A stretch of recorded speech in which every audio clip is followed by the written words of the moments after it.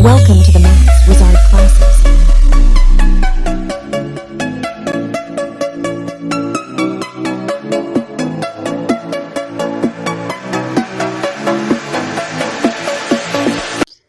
Top 10 question series day 2 में आज हमारा फर्स्ट क्वेश्चन है कि चेक करना है हमको 6 की power n can and with the digit 0 for any natural number n, कि क्या जो 6 की पावर n है वो कभी 0 से एंड होगा किसी नेचुरल नंबर n के लिए जहाँ पे n नेचुरल नंबर होगा। तो हमने लिख दिया 6 की पावर n, जहाँ पे n क्या है नेचुरल नंबर, ही हमको गिवन था। अगर हम प्राइम फैक्टर करें 6 के तो क्या आएंगे 2 × 3। हमें क्या गिवन है 6 की पावर n, तो हम क्या लिख सकते हैं n की जगह पे 1 लेंगे तो 6 की पावर n को क्या लिख सकते हैं 2 × 3 की पावर n, जिसको हम ओपन करेंगे तो क्या बनेगा 2 × 3। अब n = 2 लिया तो 2 × 3 की पावर 2, यानी 2 × 3 2 × 3 2 टाइम्स हो गया। ऐसे ही n = 3 लेंगे 4 लेंगे 5 अप्स टू करते हुए हमने कहा n = n ले लिया, यानी कोई नेचुरल नंबर लिया है तो क्या बनेगा 2 × 3 की पावर n, यानी इसको जब ओपन करेंगे तो n टाइम्स करेंगे। अब आपने नोटिस किया होगा जब हमने इसके प्राइम फैक्टर किए 6 की पावर n के, तो हमें ना तो 2 मिला ना 5। ध्यान रखना जब तक किसी भी नंबर में 2 और 5 दोनों का प्रोडक्ट नहीं होगा, किसी एक से काम नहीं चलेगा, दोनों होने चाहिए 2 भी और 5 भी, तो तब तक हमको 0 यूनिट डिजिट नहीं मिलेगी। क्योंकि हमें यहाँ पे 2 और 5 दोनों ही नहीं मिले तो हम बोल देंगे देयरफॉर 6 की power n can not and with 0। Question number 2 में हमें बोला है कि 1 0 ऑफ द पोलिनोमियल, ये पोलिनोमियल दे रखी है, इसका एक जीरो क्या है रेसिप्रोकल है अदर जीरो के, तो वैल्यू निकालनी है ए की। यानी अगर हमने कहा 2 जीरोज आए अल्फा एंड बीटा तो एक दूसरे के रेसिप्रोकल की फॉर्म में, तो हमने बोल दिया कि हमारा एक जीरो अल्फा है तो दूसरा रेसिप्रोकल होगा तो दूसरा क्या हो जाएगा 1/अल्फा। गिवन पोलिनोमियल हमारे पास ये था।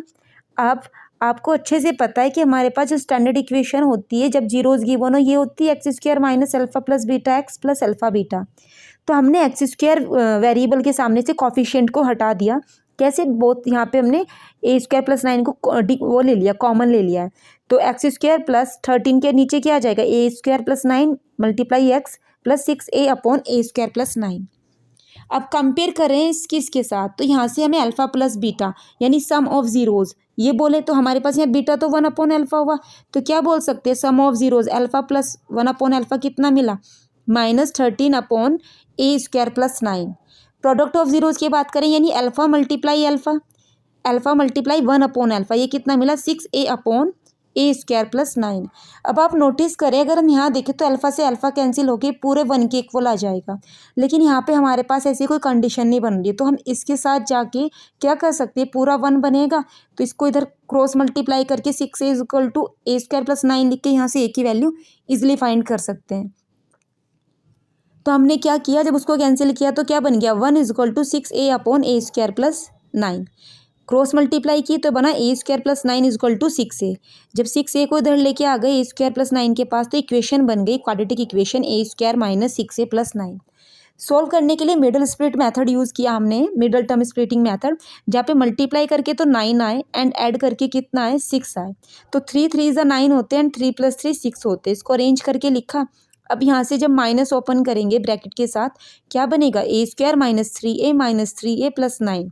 फर्स्ट 2 टर्म में से a कॉमन आया एंड सेकंड 2 टर्म में से 3 कॉमन आ रहा है, तो जब हमने फर्स्ट 2 टर्म में से a कॉमन लिया अंदर बचा a - 3। Middle term splitting method में एक खास बात ये है कि जब आप कॉमन लें इस स्टेप पे आके तो दोनों कॉमन्स में जो हमारे पास ब्रैकेट में टर्म्स बचती है वो दोनों सेम होनी चाहिए।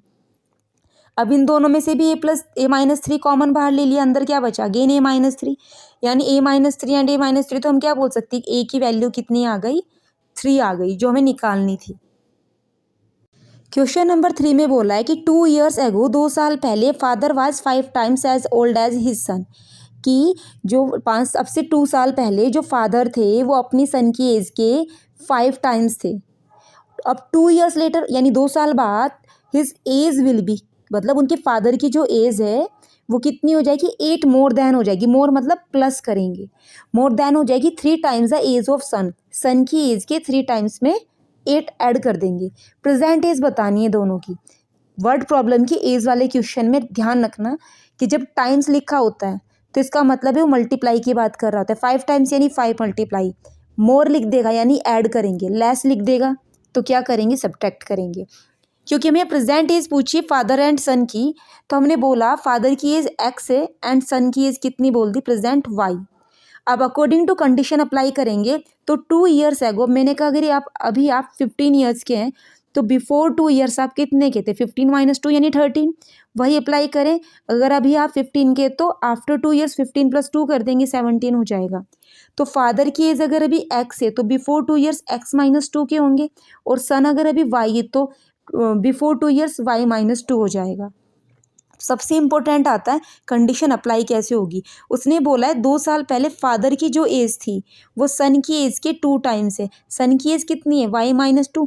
जब सन की एज में हम 5 के मल्टीप्लाइज करेंगे तभी तो फादर की एज 5 टाइम्स हो जाएगी सन की एज के, तो हमने वही किया। अब इसको अरेंज किया, मल्टीप्लाई की 5 के अंदर, तो 5 वाई माइनस क्या बन गया 10, यानी 5 वाई को इधर लेके आए तो X minus 5 Y and minus 10 इधर ही रहा। जब माइनस 2 के इधर लाए तो प्लस का 2 एंड माइनस 10 प्लस 2 कितना हो जाएगा, माइनस 8। इक्वेशन 1 नाम दे दिया। अब चलेंगे सेकंड कंडीशन पे, जहाँ बोला है कि 2 ईयर्स लेटर यानी 2 साल बाद जो फादर है वो सन की एज के 3 टाइम्स में 8 ईयर्स ज़्यादा हो जाएंगे। तो कंडीशन अप्लाई करके क्या बोला, 2 ईयर्स आफ्टर फादर की एज एक्स प्लस 2 होगी एंड सन की एज वाई प्लस 2 होगी।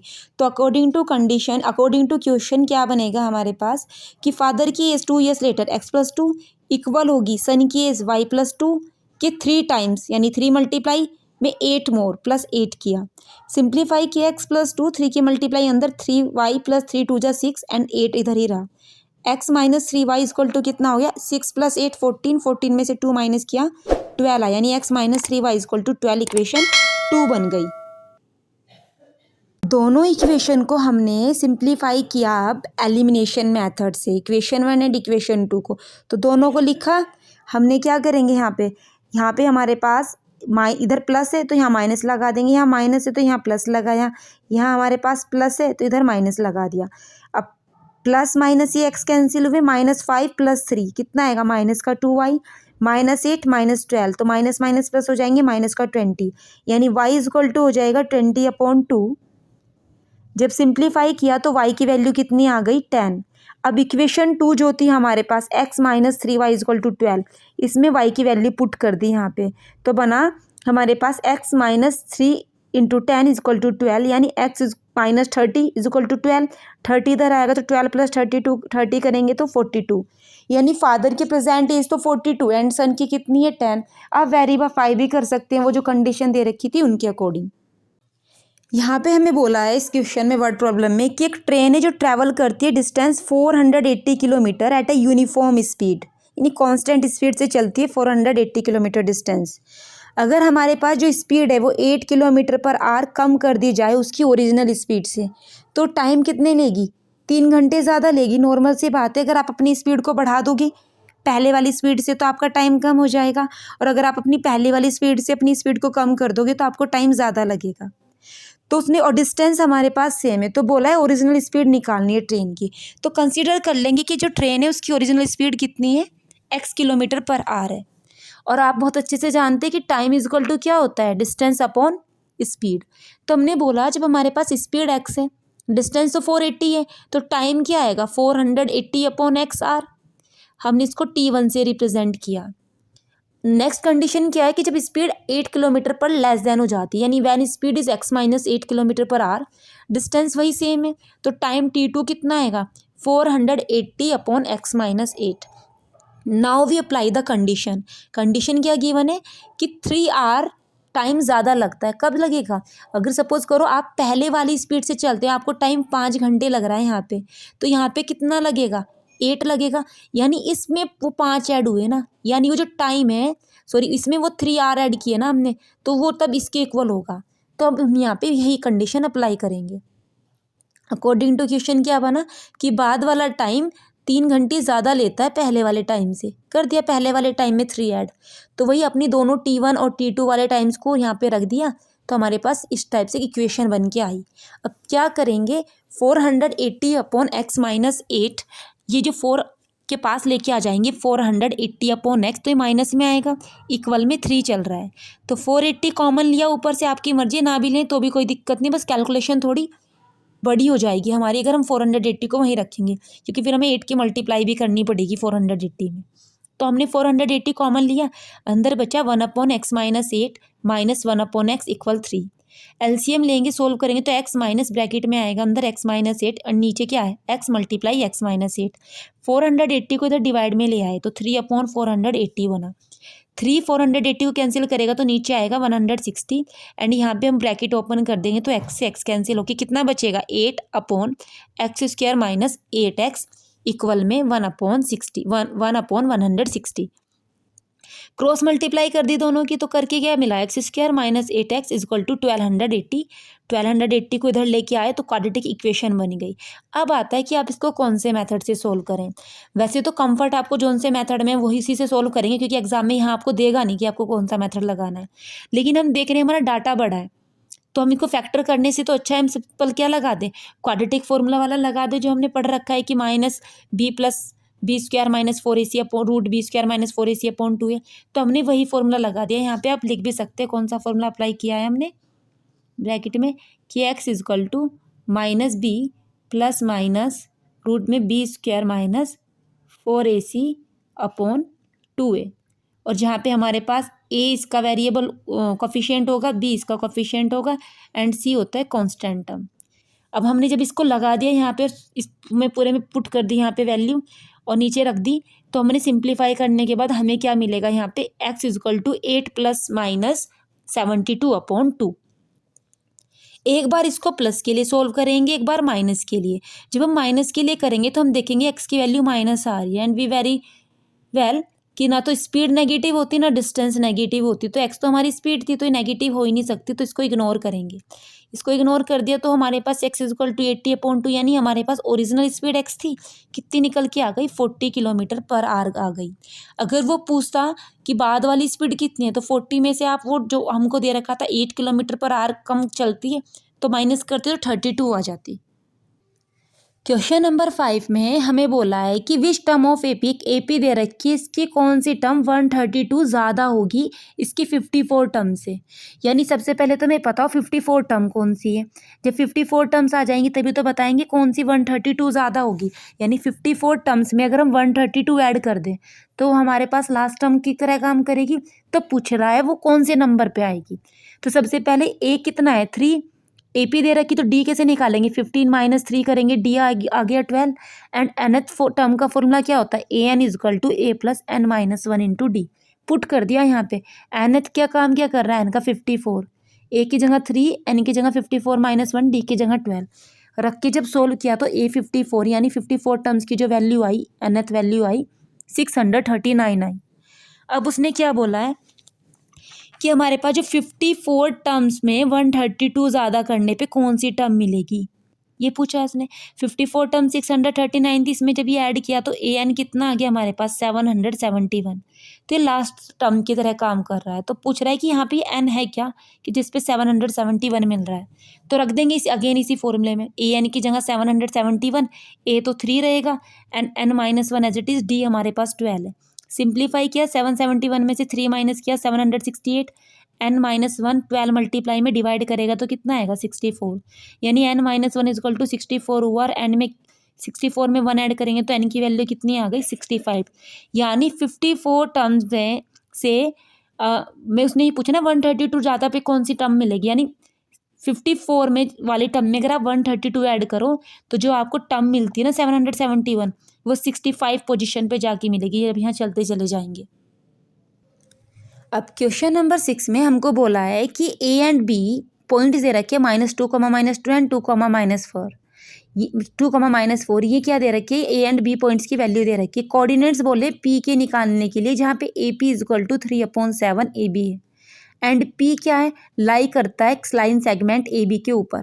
तो हमने एक लाइन सेगमेंट बना ली AB, ए के पॉइंट्स लिख दिए एंड बी के पॉइंट्स लिख दिए, एंड पी को बोल दिया कहीं पे बीच में तो नहीं उसने बोला, क्योंकि रेशियो फिर उसी हिसाब से देता।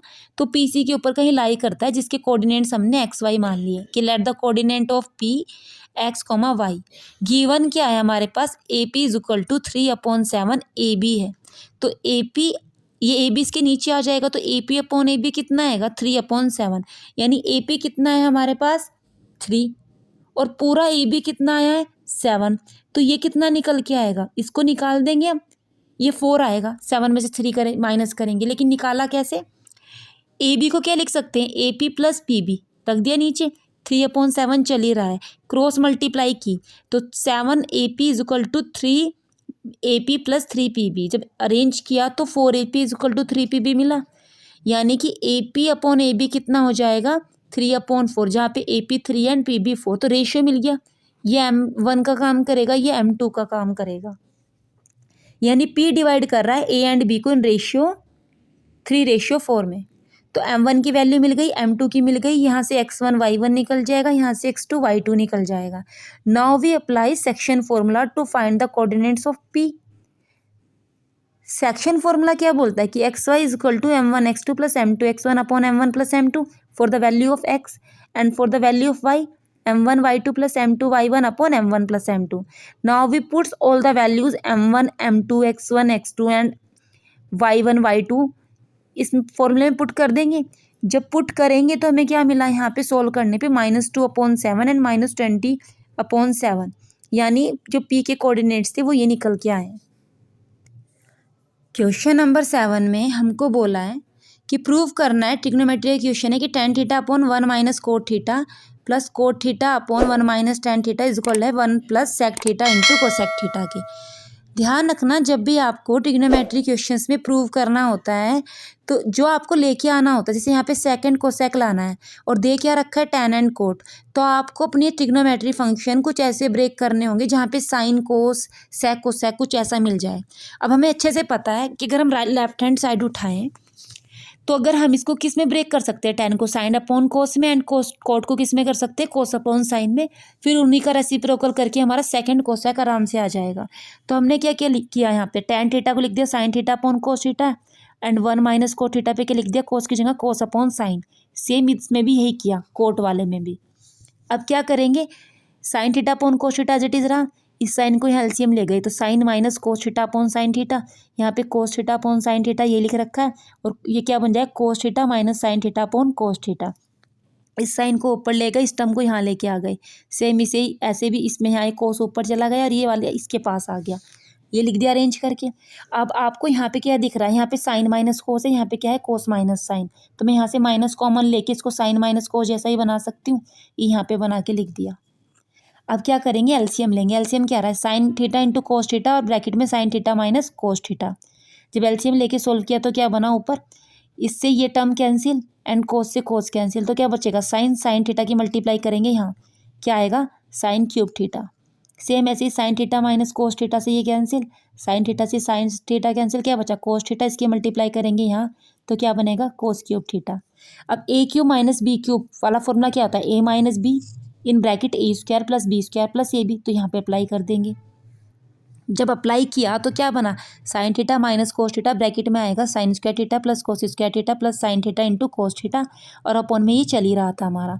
और आपको ट्रिग्नोमेट्री आइडेंटिटी पता है कि sine square theta plus cos square theta 1 के इक्वल होता है, हमने यहाँ पे 1 रख दिया, तो और ये sine theta minus cos theta से sine theta minus cos theta cancel हुआ, तो ऊपर क्या बचेगा 1 plus sine theta cos theta upon sine theta into cos theta. इस साइन थीटा कोस थीटा को एक बार 1 के नीचे लिख दिया, एक बार अरेंज करके साइन थीटा कोस थीटा के नीचे लिखा, तो यहाँ से तो कैंसिल होके 1 आ जाएगा। यहाँ क्या बचेगा 1 upon sine cosec 1 upon cos sec, यही प्रूव करके लाना था, तो हमारा इजिली यहाँ पे प्रूव हो गया। 8th क्वेश्चन में क्या बोला है कि क्वाड्रिलेटरल है ABCD, जिसको सर्कमस्क्राइब किया गया है, सर्कल मतलब सर्कल के चारों तरफ बना दिया गया है, और प्रूव करना है कि AB प्लस CD यानी AB एंड CD का सम AD एंड BC के सम के इक्वल आएगा। तो जो गिवन है उसको लिख देंगे सबसे पहले कि सर्कल विद सेंटर हो, हमने सर्कल का सेंटर यहाँ पे O कंसीडर कर लिया है। दूसरा, उसके बाद आपको जो प्रूव करना होता है वो लिखते हैं। अब आपको दिख रहा है कि यहाँ पे टच कर रहे हैं PQRS पॉइंट पे सर्कल, तो वो भी लिख दिया। जो प्रूव करना है लिखा। अब हम इसको प्रूव करने के लिए क्या करेंगे, आपने प्रॉपर्टी पढ़ा है तरीके से एक स्टेटमेंट होती है कि जो लेंथ होती है, length of tangent drawn from the external points are equal.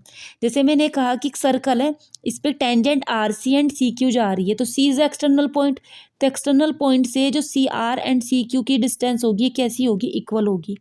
Same Q B and P B दो टेंजेंट है, बी एक्सटर्नल पॉइंट है, तो B Q and Q B P कैसी होंगी, इक्वल होगी। Same A P and A S equal होंगी, and same ऐसे यहाँ पे D R and D S equal होगी। इन्हीं को लिख दिया हमने कि डी आर इक्वल है डी एस के, सी आर सी क्यू के, ए पी ए एस के and B P B Q के। 1 2 3 4 इक्वेशन नाम दे दिया। अब क्या करेंगे, इन चारों इक्वेशन को ऐड करेंगे, लेफ्ट वाली लेफ्ट साइड आ जाएंगी, राइट वाली राइट साइड आ जाएंगी। इनको अरेंज करना है कैसे, आपको पता है कि अगर हमने डी आर, तो डी आर के साथ आर सी लिख देंगे, लिखा हुआ है। ऐसे ए पी के साथ बी पी लिख दिया, तब डी आर सी आर मिलके क्या बनाएगा, पूरा D C, and A P and A B मिलके पी बी मिलके क्या बनाएगा, ए बी, लिख गई है। ऐसे right side D S and ऐसे मिलके क्या बना रहा है, डी ए, ऐसे C Q and Q B मिलके क्या बना रहा है, सी बी। ये लिख दिया और यही प्रूव करके लाना था हमें, तो ये हमारा यहाँ पे प्रूव हो गया। क्वेश्चन नंबर 9 में हमें एक फिगर दे रखी है, ए बी सी ट्रायंगल है, जहाँ पे ए डी इज एल्टीट्यूड का काम कर रहा है on C B and C E altitude का काम कर रहा है ऑन ए बी। एल्टीट्यूड मतलब 90 डिग्री के एंगल पे जाकर के इंटरसेक्ट करते हैं, एंड पी पॉइंट्स पे एक दूसरे को मिल रहे हैं। तो उसने बोला है कि जो ट्रायंगल ए ई पी है हमारे पास, ये वाला ट्रायंगल प्रूफ सिमिलर प्रूफ करना है इस ट्रायंगल के। ए बी डी ट्रायंगल है ये पूरा का पूरा, ये सिमिलर प्रूफ करना है सी बी ई ट्रायंगल के, इस ट्रायंगल के। ऐसे ही ए ई पी ट्रायंगल है हमारे पास, ए ई पी ये वाला, ये दिखाना है हमें ए डी बी के सिमिलर, ए डी बी के सिमिलर पूरे के। ऐसे ही जो पी डी सी ट्रायंगल है यहाँ पे बन रहा है छोटा सा, इसको बी ई सी के सिमिलर दिखाना है। तो सिंगल उठाते चले जाएंगे। इनको प्रूव करने के लिए क्या करेंगे, गिवन लिख देंगे कि A B C and altitude triangle A B C and altitude A D and C E of triangles intersect कर रहे हैं एक दूसरे को पॉइंट पी पे। ये आपको गिवन होता है, यहीं से उठा के लिख दिया जाता है। सबसे पहले फर्स्ट पॉइंट उठाया जो हमको प्रूव करना है। प्रूफ में क्या लिखेंगे, जो प्रूफ करना है ना ट्रायंगल सिमिलर है, उन दोनों ट्रायंगल को उठा लिया। अब इनमें 2 एंगल मिल जाए, 3 एंगल इन क्राइटेरिया से हमारे सिमिलर हो जाते हैं। तो हमने क्या देखा, एंगल ए ई पी ये, और एंगल देखे तो हम सी डी पी, ये दोनों 90 डिग्री के हैं तो आपस में इक्वल हो गए। दूसरा ये वाले एंगल वर्टिकल अपोजिट एंगल से इक्वल हो रहे हैं, तो एंगल प्रॉपर्टी से दोनों ट्रायंगल क्या हो गए, सिमिलर। सेकंड पार्ट में हमें ये प्रूव करना है कि triangle A B D and triangle C B E ये दोनों सिमिलर हैं। तो जिन दोनों को प्रूव करके लाना है सिमिलर, उन दोनों ट्रायंगल को उठाया। क्या करेंगे यहाँ पे, ए डी बी एंगल और एंगल सी ई डी, हमारे पास जो एंगल है A D B angle and दूसरा है हमारे पास सी ई बी एंगल, ये भी क्या है 90 डिग्री है।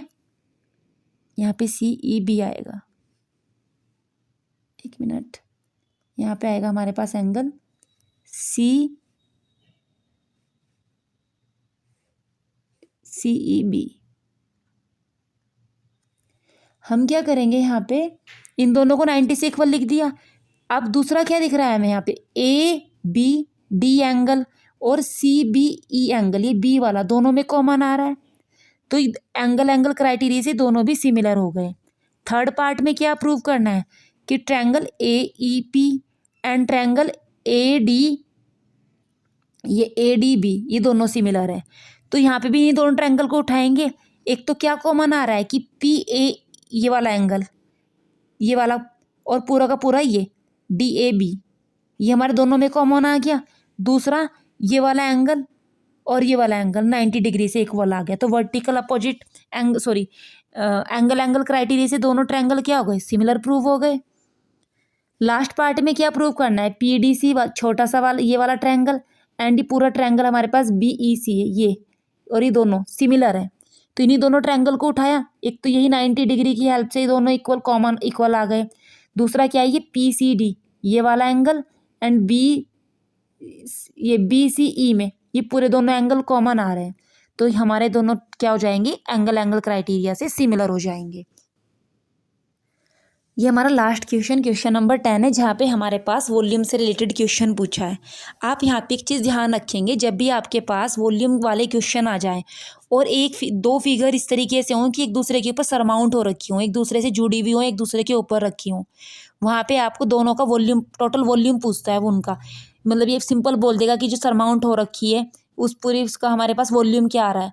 तो उस कंडीशन में सरमाउंट वाली डायग्राम में जब वॉल्यूम निकाला जाता है तो दोनों फिगर के वॉल्यूम को ऐड कर दिया जाता है।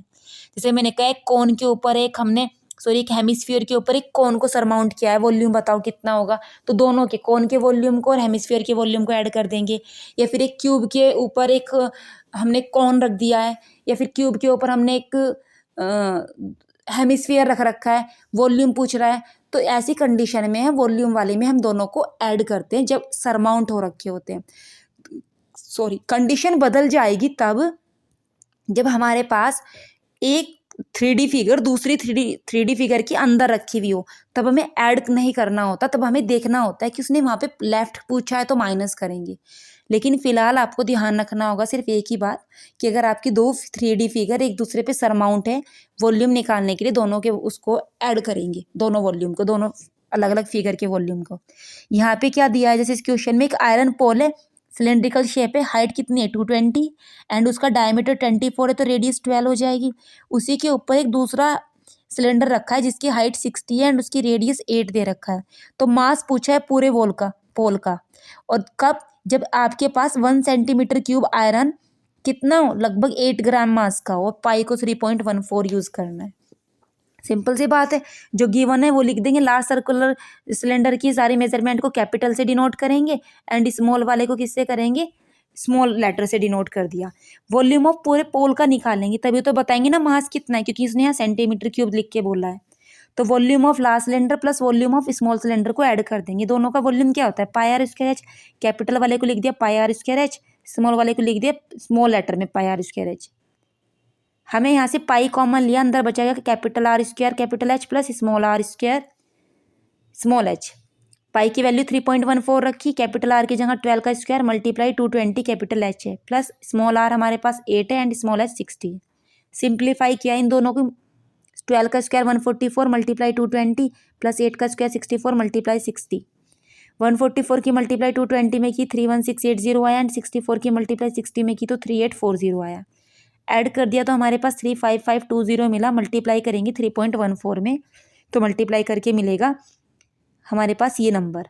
अब हमें क्या गिवन है कि जो 1 सेंटीमीटर क्यूब आयरन का मास है वो कितना है, 8 ग्राम। तो इतने का मास कितना आएगा, इतने पूरे पोल का। तो पूरे पोल का जो वॉल्यूम आया है उससे 8 ग्राम की मल्टीप्लाई कर देंगे, उतने ही ग्राम निकल के आ जाएगा। अब क्योंकि हमारे पास ये नंबर ग्राम के फॉर्म में काफ़ी बड़ा है तो केजी में कन्वर्ट कर दें। आपको अच्छे से पता है कि 1 ग्राम में कितने केजी होते हैं, 1/1000 केजी होते हैं, यानी यहाँ पे 1000 से डिवाइड कर देंगे। जब 1000 से डिवाइड की तो डेसिमल शिफ्ट हो जाएगी, यहाँ पे आ जाएगी हमारे पास 3 पोजीशन शिफ्ट होके, तो आ गया 892.26 केजी अप्रोक्स हमारा उस पूरे पोल का क्या होगा, मास होगा।